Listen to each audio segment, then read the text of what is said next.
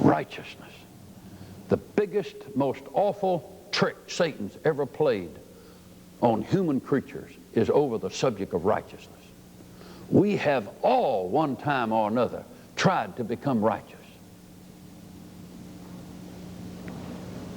We tried to look righteous, we tried to talk righteous, we tried to walk righteous, we tried to sing righteous, we tried to preach righteous.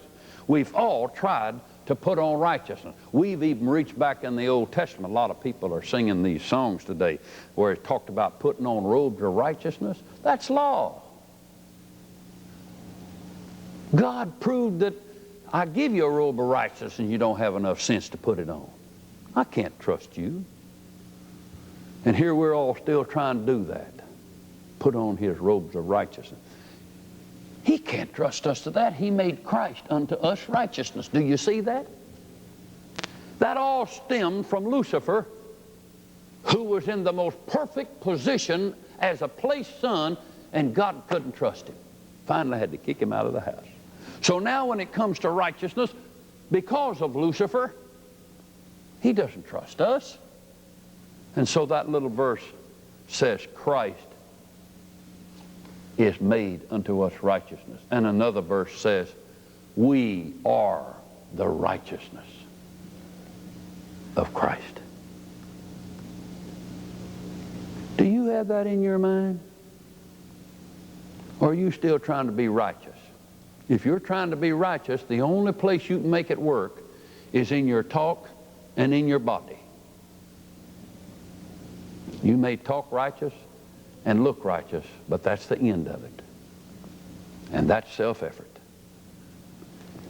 So what he says is, I'm making Christ your righteousness.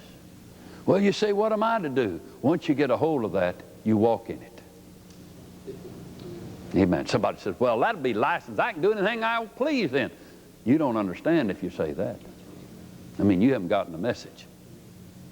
Because when that message gets a hold of you that Christ has made everything you need to be and is already in you, that doesn't foster in you, I can sin and still be righteous. That fosters in you a love you never dreamt of before. The love of God constrains you. Isn't that beautiful?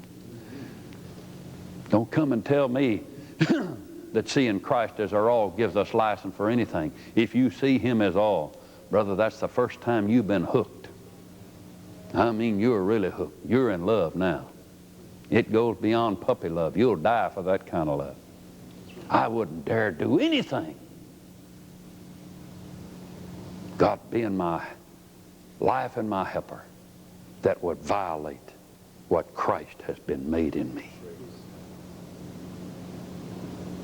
He's been made unto me wisdom, righteousness, redemption. God made him all these things. And that's what he is in me.